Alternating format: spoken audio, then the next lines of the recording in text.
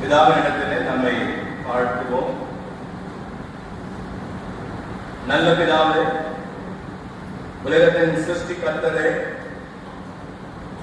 உமது சாயலின்படியும் உமது ரூபத்தின்படியும் எங்களை உண்டாக்கினவரே, உம்மை துதிக்கிறோம், உம்மை ஸ்தோத்தரிக்கிறோம். பிதாவின் கிரியை செய்து முடிப்பதற்காக உலகத்திலே வந்த எங்கள் ரட்சகராகிய இயேசு கிறிஸ்துவே, உம்மை துதிக்கிறோம், உம்மை ஸ்தோத்தரிக்கிறோம்.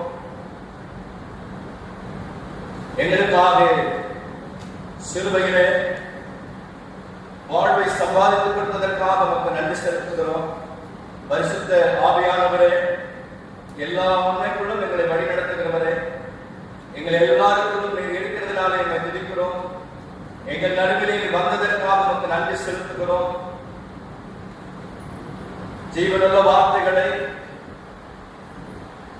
ஜீவன் தரும்படியாக எங்கள் இதயங்களுக்குள்ளே எழுதவும் அவைகளை போதிக்கவும் உம்முடைய உதவியை நாடி நிற்கிறோம்.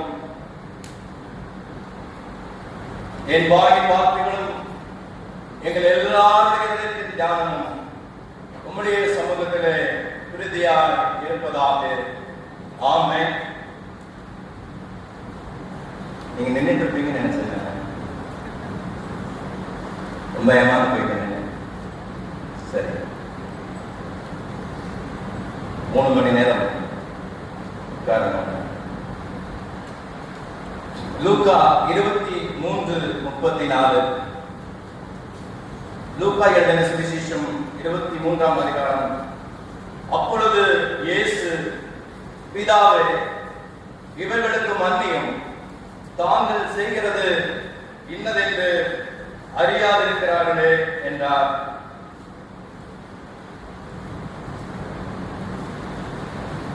தாமே மன்னிக்க வல்லவர். பிதாவிடத்தில் மன்னிக்க பரிந்துரைப்பது ஏன்? இப்படி ஒரு கேள்வி நீங்க கேட்டு பார்த்துட்டீங்களா? அவருடைய ஊழிய காலங்களிலே அவர் மன்னிக்கிற கடவுளாக வெளிப்பட்டார். பூமியிலே பாவங்களை மன்னிப்பதற்கு மனுஷகுமாரனுக்கு அதிகாரம் இருக்கிறது என்று அவர்கள் அறிந்து கொள்ள வேண்டும் என்று அவர் விரும்பினார். ஒரு நாளிலே ஒரு திமிர்வாதக்காரனை அவர்களிடத்திலே கொண்டு வந்த போது அவனிடத்திலே அவர் சொல்லுகிறார், எழுந்து உன் படுக்கை எடுத்துக்கொண்டு போ என்று சொல்லி, அப்பொழுது அவர் சொல்லுகிறார், மனுஷகுமாரனுக்கு பாவங்களை மன்னிக்கிற அதிகாரம் இருக்கிறது என்று அங்கே இருக்கிறவர்கள் அறிந்து கொள்ள வேண்டும் என்று விரும்புகிறார். மற்றொரு சமயத்திலே பரிசேயனாகிய சீமோனுடைய வீட்டில் அவர் வந்து இருக்கிறார். அப்பொழுது ஒரு மகள் சீமோன் அவரை சொல்லுகிறார், இவர் பாவியாய் இருக்கிறார் என்று அவன் நினைக்கிறதை ஆண்டவர் அறிந்தவராக சொல்லுகிறார், மகளே, உன் பாவங்கள் மன்னிக்கப்பட்டது என்று சொல்லி லூக்கா 7ஆம் அதிகாரம் 48ஆம் வசனத்திலே. அப்படியானால் பாவங்களை மன்னிக்கிறவர் ஏன் சிலுவையிலே உடனடியாக மன்னிப்பை வழங்கியிருக்கலாமே? ஏன் பிதாவினிடத்திலே அவர் வேண்டிக் கொள்ள வேண்டும்? அதற்கு 2 காரணங்கள். ஒன்று, அவருடைய மீட்பின் திட்டம் முழுவதும் முன் நிர்ணயிக்கப்பட்டது, முன்னரே தீர்மானிக்கப்பட்டது. அவர் எல்லாவற்றையும் நிறைவேற்ற வேண்டும். அவரை குறித்து தீர்க்கதரிசிகள் மூலமாக எவைகள் எல்லாம் சொல்லப்பட்டு எழுதப்பட்டு இருக்கிறதோ அவைகள் எல்லாம் நிறைவேற வேண்டும். நாம் வாசித்த ஏசாயா தீர்க்கதரிசியுடைய புஸ்தகத்தின் 53ஆம் அதிகாரம் 12ஆம் வசனத்திலே, அநேகருடைய பாவத்தை தாமே சுமந்து அக்கிரமக்காரருக்காக வேண்டிக் கொள்ள வேண்டும் என்கிற தீர்க்க தரிசனம் நிறைவேறுவதற்காக அவர் இப்பொழுது மன்னிக்காமல் பிதாவினிடத்திலே வேண்டிக் கொள்கிறார். 2வது ஒரு காரணம், ஆண்டவராக இயேசு கிறிஸ்து தான் எவைகளெல்லாம் போதித்தாரோ அவைகளை கைக்கொண்டு நமக்கு ஒரு மாதிரியை வைத்து போயிருக்கிறார். இந்த உலகத்திலே இருக்கிற மற்ற எல்லாருக்கும் ஒரு நிபந்தனையற்ற ஒரு வாழ்வு இருக்கிறது. ஆனால் நமக்கு ஒரு நிபந்தனையோடு கூட ஒரு வாழ்வை அவர் வைத்திருக்கிறார். இவைகளை செய்ய வேண்டும், இவைகளை செய்யக்கூடாது, இது பிதாவுக்கு பிரியம், இது குமாரனுக்கு பிரியம், இது பரிசுத்த ஆவியானவர் கண்டிக்கக்கூடியது என்று சிலவற்றை நமக்கு அவர் கற்பனைகளாக எழுதி கொடுத்திருக்கிறார். அவர் எதையெல்லாம் போதித்தாரோ அதையெல்லாம் அவர் செய்து முடித்தார். அவர் சொன்னார், மத்தேயு 5ஆம் அதிகாரம் 43-44 44வது வசனத்தில் இப்படி வாசிக்கிறோம், உங்களை நிந்திக்கிறவர்களுக்காகவும் உங்களை துன்பப்படுத்துகிறவர்களுக்காகவும் ஜெபம் பண்ணுங்கள் என்று சொல்லுகிறார். யாரெல்லாம் அவரை நிந்தித்தார்கள், சிலுவையின் முன்பாக அவரை நிந்தித்தவர்கள் பெரிய பட்டியல் இருக்கிறது அல்லவா, நமக்கு தெரியுமே. அத்தனை பேரையும் அவர் நினைத்து பார்த்து அந்த அக்கிரமக்காரர்கள் எல்லாருக்காகவும் அவர் வேண்டுதல் செய்கிறார். இப்படிப்பட்ட போதனையை பின்பற்றின ஒரு சீடனை குறித்து நம் அப்போஸ்தலர் எழுதின நடவடிக்கைகள் புத்தகத்திலே 7வது அதிகாரம் 60வது வசனத்திலே வாசிக்கிறோம். ஸ்தேவான் அவன் கல்லெறியப்படும் போது அவன் முழங்கால் படியிட்டு சொல்கிறார், ஆண்டவரே, இவர்கள் மேல் இந்த பாவத்தை சுமத்தாதீர்கள் என்று அப்போஸ்தலர் 7:60 வாசிக்கிறோம். ஆகவே ஆண்டவர் இதை ஜெபமாக பிதாவினிடத்திலே கொடுக்கிறார். மன்னிக்கிற பொறுப்பை பிதாவினிடத்திலே கொடுக்கிறார். இவர்கள் அறியாமல் செய்கிறார்கள் என்கிற வார்த்தையினாலே அறியாமல் செய்துவிட்டால் அது மன்னிப்புக்கு ஏதுவான ஒரு காரியம் என்று நாம் எடுத்துக்கொள்ள முடியாது. அதைவிட அவர்கள் மனம் திரும்பும்படியாக, மனதிலே குத்தப்படுவர்களாக, பாவத்தை உணர்ந்து திருந்தவர்களாக வரும்பொழுது மட்டும்தான் மன்னிப்பு. அதற்காகவே பிதாவினிடத்திலே அந்த பொறுப்பை அவர் ஒப்படைக்கிறார். ஒருவேளை சிலுவையிலே நடந்த எல்லாவற்றையும் பார்த்த மக்கள் அதற்கு பின்பாடு இவர் நீதிபரர், இவர் மெய்யான தேவகுமாரன் என்று அறிந்திருக்கக்கூடும். எத்தனை பேர்கள் மனதிலே அப்படி ஒரு தாக்கம் உண்டானதோ அத்தனை பேர்களையும் பிதா மன்னித்திருப்பார் என்று நான் நம்புகிறேன். அல்லேலூயா. ஆகவே அன்பானவர்களே, பிதாவுடைய மன்னிப்பு யாருக்கு வருகிறது? யார் தன்னை பாவி என்றும் தன் பாவங்கள் மன்னிக்கப்பட வேண்டும் என்றும் விரும்புகிறானோ, உணரப்படுகிறானோ, உள்ளத்திலே குட்டப்படுகிறானோ அவர்களுக்கு இந்த மன்னிப்பு இலவசமாக காத்துக் கொண்டிருக்கிறது. இரண்டாவது, இது ஒரு ஜெபம் என்று நாம் அறிந்திருக்கிறோம். அவர் சிலுவையிலே ஜெபித்த ஜெபம், அன்றைக்கு சிலுவையிலே ஜெபித்தார். இன்றைக்கும் அவர் உன்னதங்களிலே பிதாவினுடைய வலது பார்சத்தில் இருந்து நமக்காக பரிந்து பேசுகிற ஜெபத்தை செய்து கொண்டிருக்கிறார். அவர் ஜெபித்த ஜெபங்கள் நிறைய இருக்கிறது. நேரம் கருதி சிலவற்றை நான் சுட்டிக்காட்டி போக விரும்புகிறேன். அவர் நியாயத்தை குறித்து சொல்லும் பொழுது, பிதாவே, வானத்துக்கும் பூமிக்கும் ஆண்டவரே, ஞானிகளுக்கும் கல்விமான்களுக்கும் மறைத்து பாலகருக்கு வெளிப்படுத்தினபடியினால் உம்மை ஸ்தோத்திரிக்கிறேன் என்று மத்தேயு 11:25 லூக்கா 10:21 ஜெபிக்கிற ஜெபத்தை நாம் வாசிக்கிறோம். அவர் கெத்செமனே தோட்டத்திலே போய் முழங்கால் படியிட்டு ஜெபித்த ஜெபங்கள் நமக்கு தெரியும். அதிலே ஒரு ஜெபத்தில் அவர் இப்படி ஜெபிக்கிறார், அப்பா பிதாவே, எல்லாம் உம்மாலே கூடும், இந்த பாத்திரத்தை என்னிடத்திலிருந்து எடுத்து போடும், ஆகும் என் சித்தத்தின்படி அல்ல உம்முடைய சித்தத்தின்படியே ஆக கடவுது என்று ஜெபிக்கிறார். கல்லறையின் முன்பாக ஜெபிக்கிறார், பிதாவே, நீர் எனக்கு செவி கொடுத்தபடியால் ஸ்தோத்திரிக்கிறேன் என்ற ஒரு ஸ்தோத்திர ஜெபத்தை ஏறெடுக்கிறார். யோவான் 17ஆம் அதிகாரத்துக்கு பெயரே பிரதான ஆசாரியருடைய ஜெபம். அந்த ஜெபத்திலே அவர் சொல்லுகிற ஒரு வசனத்தை வாசிக்கிறேன். யோவான் 17:21 அவர்கள் எல்லாரும் ஒன்றாய் இருக்கவும், பிதாவே, நீர் என்னை அனுப்பினதை உலகம் விசுவாசிக்கிறதற்காக நீர் என்னிலேயும் நான் உம்மிலேயும் இருக்கிறது போல அவர்கள் எல்லாரும் நம்மில் ஒன்றாய் இருக்கவும் வேண்டிக் கொள்கிறேன் ஜெபத்தை செய்கிறார். இது எப்பொழுது சாத்தியம்? எப்பொழுதெல்லாம் நாம் ஒருவருக்கொருவர் மன்னித்து அவருடைய மன்னிப்பை பெற்றுக்கொண்டவர்களாக இருக்கிறோமோ அப்பொழுது மட்டுமே நாம் எல்லாரும் ஒன்றாக இருக்கக்கூடிய ஒரு சூழல் உருவாகும். அன்பானவர்களே, இது சிலுவையிலே அவர் ஜெபித்த ஜெபங்களுடைய கடைசியான ஒரு ஜெபமாகத்தான் பிதாவே உங்களுக்கு மன்னிக்கும் என்று அவர் ஜெபிக்கிறார். இதுதான் அவர் கடைசியாக ஜெபித்த ஜெபமாக நாம் பார்க்க முடிகிறது. ஆனால் அதோடு முடிந்து விடவில்லை. அவர் மரித்து உயிர்த்தெழுந்த பின்பு, அவர் பரமத்துக்கு ஏறி போன பின்பு, பிதாவுடைய வலது பார்சத்திலே அவர் நமக்காக பரிந்து பேசுகிற பிரதான ஆசிரியராக இருக்கிறார். அல்லேலூயா. அவர் எப்படிப்பட்ட பிரதான ஆசிரியர்? எபிரேய ஆக்கிரமணத்தை அழகாக எழுதியிருக்கிறார். எபிரேயர்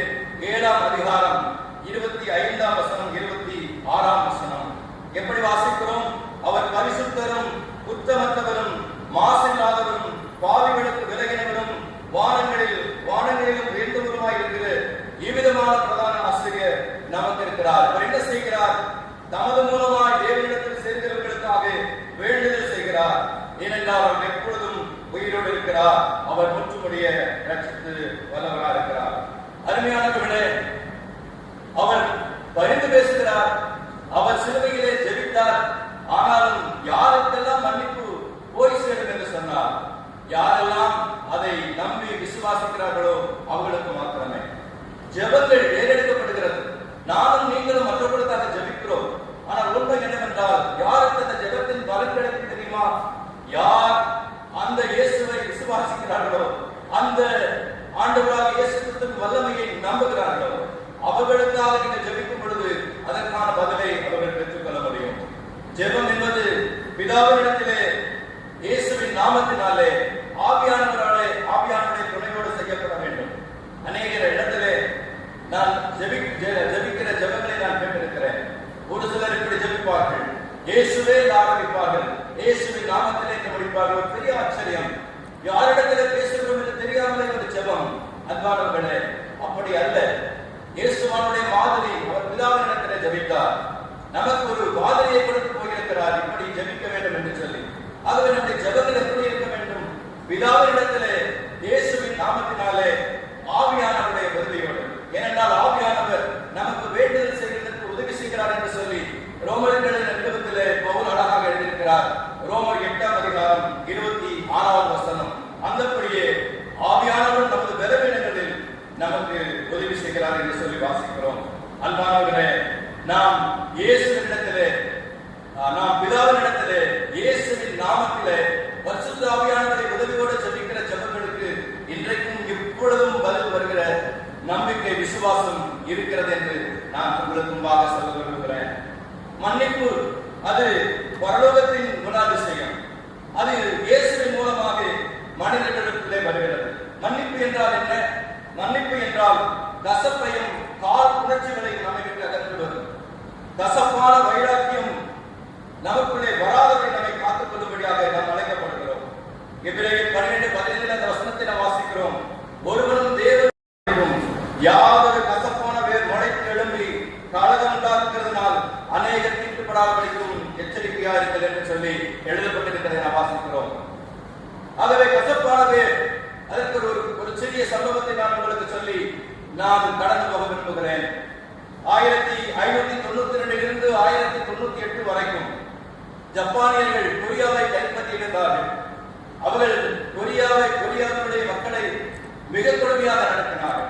அவர்கள் வந்தவர்கள் செய்த காரியம், அங்கே இருந்த தேவாலயங்களை மூடினார்கள், போதகர்களை சிறைச்சாலையில் போட்டுவிட்டார்கள். வெளி தேசத்திலிருந்து வருகிற எந்த ஒரு ஊழியக்காரையும் அனுமதிக்கவில்லை. ஆலய ஆராதனைகள் நிறுத்தப்பட்டு விட்டது. இப்படி இருக்கிற ஒரு சூழலிலே ஒரு போதகர் மட்டும் அந்த ஜப்பானிய அதிகாரியிடம் அவர் திரும்பமாக அவர் வற்புறுத்திக் கொண்டே இருந்தார். ஒரு ஞாயிறு ஆராதனை என்று சொல்லி வற்புறுத்திக் கொண்டிருந்தார். அவருடைய தொல்லை தாங்க முடியாமல் அந்த ஜப்பானிய அதிகாரி அவருக்கு அனுமதி கொடுத்து விட்டார். விஷயம் வேகமாக பரவிவிட்டது. இதுவரை ஆராதிக்கவே முடியாத மக்கள் இப்பொழுது விடுவதற்கு முன்னதாகவே அந்த ஆலயத்திலே கூட ஆரம்பித்து விட்டார்கள். குறிப்பிட்ட நேரத்திலே கதவுகள் சாத்தப்பட்டு ஆராதனை துவங்கியது. கொரிய கண்டுக்காக பாடுவார்கள். அந்த பாடலை கேட்டு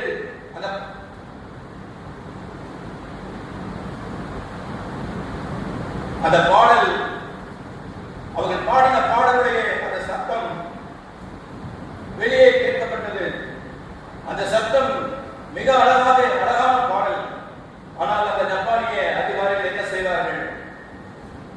உடனடியாக கதவுகளை சாத்தினார்கள். உள்ளே அவர்கள் பாடிக்கொண்டிருக்கிறார்கள். கதவை சாத்தி அந்த ஆலயத்தின் மீது மண்ணெண்ணெயை ஊற்ற ஆரம்பித்து விட்டார்கள்.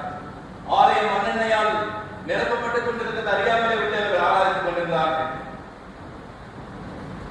தீப்பந்தத்தை எடுத்து எரிந்த போது, அந்த தீ பற்றி எரியும் போதுதான் அந்த புகையின் அடிப்படை, அந்த புகை வந்ததை பார்த்து அந்த போதகர் புரிந்து கொண்டார், நாங்கள் இப்பொழுது தீக்கிரையாக பரப்போகிறோம் என்று சொல்லி. அவர் தைரியமாக நின்று அவர் பாட ஆரம்பித்தார். நான் இங்கே உங்களுக்கு எடுத்து வைத்திருக்கிறேன். ஐயோ, என் ரட்சகர் ரத்தம் ஏற்றினாரா? என் சர்வ வல்லவர் மரித்தாரா? என்னை போன்ற ஒரு குழுவுக்காக, குழு என்று நாம் சொல்ல தேவையில்லை, பாவிக்காக அந்த புனித தலைவர் அர்ப்பணித்தாரா? சிலுவையில் நான் முதலில் ஒளியை கண்ட இடத்தில் என் இதயத்தின் பாரம் உருண்டு விழுந்தது. அங்கேதான் விசுவாசத்தால் நான் என் பார்வையை பெற்றேன். இப்போது நான் நாள் முழுவதும் மகிழ்ச்சியாக இருக்கிறேன். ஆனால் துக்கத்தின் துடிகள் நான் செலுத்த வேண்டிய அன்பின் கடனை ஒருபோதும் ஈடு செய்ய முடியாது. இதோ ஆண்டவரே, என்னையே நான் ஒப்புக் கொடுக்கிறேன், என்னால் செய்வது இது மட்டுமே என்று சொல்லி அந்த பாடலை பாடிக்கொண்டிருக்கும் பொழுது அந்த ஆலயத்தின் கூரை அவர்கள் மீது ஒவ்வொருவர் மீதாக விழுந்தவர்கள் மகிழ்ச்சியிலே சென்று சேர்ந்தார்கள். இதை கொரியர்கள் வெளியே இருந்த கொடிகள் பார்த்துக் கொண்டிருந்தார்கள். அவர்களால் அதை தாங்கிக் கொள்ள முடியவில்லை. யாரெல்லாம் தப்பிக்க நினைத்தார்களோ வெளியில் இருந்து வந்த பேருக்கு கொண்டு ஒருவனையும் தப்புவிடாமல் செய்துவிட்டது. எரிந்து போன உடல்களை எளிதாக எடுத்து அந்த இடத்தை சுத்தம் செய்து விட்டார்கள். ஆனால் இந்த நெருப்பு கொரியர்களுடைய உள்ளத்திலே ஆறாமல் இருந்தது. இயேசு கிறிஸ்துவை பற்றி அவர்கள் பேசினார். இயேசு கிறிஸ்துவினால் வருகிற சமாதானம் அவர்களுடைய இதயத்தை சரிப்படுத்தும் என்று சொன்னாலும் அவர்களால் அதை ஏற்றுக்கொள்ளவே முடியவில்லை. அந்த சமாதானத்தை மிஞ்சி ஒரு வெறுப்பு ஜப்பானிகள் மேல் இருந்தது. அவர்களால் அதை தாங்கிக் கொள்ள முடியவில்லை. ஆனால் நடந்தது என்ன? அந்த இடத்திலே, அந்த ஆலயத்தில் இருந்த இடத்திலே ஒரு அரங்கை கட்டினார்கள். பல ஆண்டுகளுக்கு பின்பு 1972 ஜப்பானில் இருந்து ஒரு போதகர் கூட அந்த இடத்துக்கு வந்தார்கள். அவர்கள் வந்து பார்த்தபோது அவர்களால் உணரப்பட்டு அவர்களால் அதை ஏற்றுக்கொள்ள முடியவில்லை. என்னுடைய முன்னோர்கள், என் தேசம் தவறு செய்திருக்கிறது என்று சொல்லி அவர்கள் திரும்பவும் போய் தங்களுடைய சகோதரர்களிடத்திலே பணம் சேகரித்து அந்த இடத்திலே ஒரு ஆலயத்தை கட்டினார்கள். அந்த ஆலய பிரதிஷ்டை அன்று ஒருவர் எழுந்து சொன்னார், இந்த ஆராதனையின் நடுவிலே நாம் அந்த கடைசியாக பாடின 2 பாடல்களை நாம் பாடுவோம் என்று சொல்லி, அதுதான் அவர்களுக்கு செய்யப்படுகிற ஒரு அஞ்சலி என்று சொன்ன போது அவர்கள் அந்த பாடலை பாட ஆரம்பித்தார்கள். சிலுவையில் நான் முதலில் ஒளியை கண்ட இடத்தில் என் இதயத்தின் பாரம் உருண்டு விழுந்தது. அங்கேதான் விசுவாசத்தால் நான் என் பார்வையை பெற்றேன் என்று அவர் பாட துவங்கின போது அந்த ஜப்பானிய போதகர்கள், அங்கே இருந்த கொரிய நின்றவர்கள் தங்கள் கரங்களை கொடுத்தது, எங்களை மன்னித்து விடுங்கள், எங்களை மன்னித்து விடுங்கள் என்று சொன்னார்கள். ஆனால் அந்த கொரியர்களாலே அவளை அவ்வளவு எளிதாக மன்னிக்க முடியவில்லை. ஏனென்றால் அவள் இதயத்தை அவ்வளவு ஒரு வெறுப்பு, அவ்வளவு ஒரு கசப்பு. ஆனாலும் அவர்கள் கெஞ்சிக் கொண்டே இருந்தார்கள். இந்த பாடல் பாடிக்கொண்டிருக்கிற அதே வேளையிலே ஆண்டவர் அவர்களுடைய இதயங்களிலே கிரியை செய்ய ஆரம்பித்தார். கிரியை செய்ய ஆரம்பித்த பொழுது அந்த ஜப்பானிய போதகருடைய கண்களிலிருந்து தண்ணீர் வர ஆரம்பித்தது. அந்த கொரியர்களும் சேர்ந்து அவரோடு கூட ஆட ஆரம்பித்தார்கள். அந்த இடத்திலே தேவனுடைய மகிமையான பிரசனம் வந்து அந்த இடம் முழுவதையும் நிறைந்தது. அன்பானவர்களே, அதுவரை ஜப்பானியர்கள் மேல் கொரியர்களுக்கு இருந்த வெறுப்பு அன்றைக்கு அது மறைந்து போனது. சாத்தான் அந்த இடத்திலே தோற்கடிக்கப்பட்டார். அன்பானவர்களே, நாம் யார் மேலாவது கசப்பையும் விரோதத்தையும் வைத்துக் கொண்டிருக்கிறோமா? கிறிஸ்துவின் சிலுவை என்று நம்மில் கடந்து வரட்டும். மற்றவர்களின் குறைகளை நாம் மன்னிப்போம். கிறிஸ்து எந்த தவறு செய்யாதிருந்தும் அவரை சிலுவையில் அறைந்தவர்களை அவர் பார்த்து, பிதாவே இவர்களுக்கு மன்னியும் என்று மன்றாடி இருக்கிறார். அன்பானவர்களே, அவருடைய அடிச்சுவடுகளை நடக்க வேண்டாமா? கசப்பான வேர் நமக்குள் நுழைத்திரும்ப வேண்டாம். கர்த்தருடைய கிருபையை நாம் இழக்க வேண்டாம். எத்தனையோ வருடங்கள் கழித்து ஜப்பானியர்கள் மேல் இருந்த வெறுப்பை கொரியர்கள் மன்னித்தார்களே, சாத்தான் அந்த இடத்திலே தோற்று போனானே, நாமும் சத்துருவை வெட்கப்படும்படியாக மற்றவர்களை மன்னித்து கர்த்தருக்கு மகிமை கொண்டு வருவோமா? யாக்கோபு 3:14 எப்படி வாசிக்கிறோம்? உங்கள் இருதயங்களில் கசப்பான வைராக்கியத்தையும் விரோதத்தையும் வைத்தீர்களானால் நீங்கள் மேன்மை பாராட்டாதிருங்கள், சத்தியத்திற்கு விரோதமாக பொய் சொல்லாமல் இருங்கள். ஏனென்றால் வைராக்கியமும் விரோதமும் எங்கே உண்டோ அங்கே கலகமும் சகல துச்சைகளும் உண்டு. ஒருவரும் தேவனுடைய கிருபையை இழந்து போகாதபடிக்கு கசப்பான வேர் முளைத்திருமாதபடி பார்த்துக் கொள்ளுங்கள் என்று எச்சரிக்கப்படுகிறோம். அன்பானவர்களே, கசப்பான வேர் நமக்குள் நுழைத்திருக்க வேண்டாம். கர்த்தருடைய கிருபையை நாம் இழந்து போக வேண்டாம். சத்துரு வெட்கப்படும்படியாக மற்றவர்களை மன்னித்து கர்த்தருக்கு மகிமை கொண்டு வருவோமா? சமீபத்திலே நடந்த ஒரு சம்பவத்தை சொல்லி நான் முடிக்கிறேன். திருச்சூர் பகுதியிலே, மாலா என்ற ஒரு பகுதியிலே, ஒரு திருச்சபையில் இருந்த ஒரு அங்கத்தினர் அங்கிருந்த போதகரை தாக்கிவிட்டார். அவருக்கு இருந்த கோபத்திலே அப்பொழுது அந்த ஆலய நிர்வாக சங்கங்கள் அவர் மீது போலீஸில் கம்ப்ளைண்ட் கொடுத்தாங்க. அப்போ இந்த கம்ப்ளைண்ட வாபஸ் வாங்கணும்னு சொல்லி அந்த பாதிக்கப்பட்ட நபர் வந்து நிர்வாகத்திடம் கேட்கிறார். நிர்வாகத்தினர் என்ன சொல்றாங்க, சரி நீங்க ஆலய ஆராதனை நடக்கும்போது நீங்க வாங்க என்று சொல்லுகிறார். அவரும் வருகிறார். அந்த இடத்துல நீங்க மன்னிப்பு கேட்க வேண்டும் என்று சொல்லப்பட்டது. அவர் அதற்காக வந்திருக்கிறார். அப்பொழுது அந்த போதகர் அப்படி பெயர் கூட கொடுக்கப்பட்டிருக்கிற தினத்தந்தி பத்திரிகை வந்த பத்திரிகை செய்திருக்கிறார். அது அவர் பெயர் நவீன் என்ற அந்த போதகர் அவரை அருகே அழைக்கிறார். வந்து அவர் சொல்லுகிறார், உங்கள் மீது எனக்கு கோபமில்லை என்று சொல்லிவிட்டு பாத்திரத்திலே தண்ணீர் கொண்டு வந்து அவர் கால்களை கதவாக வைத்து விட்டாராம். அந்த தாக்கின அந்த நபருடைய கண்களில் இருந்து தண்ணீர் வர ஆரம்பித்து விட்டது. அது மாத்திரமல்ல, போதகர் சொன்னார் திருச்சபையினரை பார்த்து, இவர் இப்பொழுது மன்னிப்பு கேட்க வந்திருக்கிறார். நான் சொல்லுகிறேன், இவர் மன்னிப்பு கேட்க தேவைய அவசியம் இல்லை. நான் சொல்லுவது சரி என்றால் நீங்கள் எழுந்து நின்று என்னோட ஒரு கரத்தை கட்டி இதை சரி என்று ஒத்துக்கொள்ளுங்கள் என்று சொன்னார். திருச்சபை முழுவதும் எழுந்து நின்று கரங்களை தட்டினது. அவர்கள் செய்த அந்த செயல் ஒரு மனிதனுடைய இதயத்தில் இருந்த முரட்டுத்தனத்தை, பாவமான செயல்களுக்கு காரணமான அந்த இதயத்தை கடவுள் தந்தும் பண்பான இருதயமாக மாற்றியது. அன்பானவர்களே, அறியாமல் செய்த காரியம் இல்லை என்று சொல்லி நம்மை காயப்படுத்துவதை நாம் மன்னிக்கலாமா? எழுந்து நிற்போம், தலைகளை தாழ்த்துவோம்.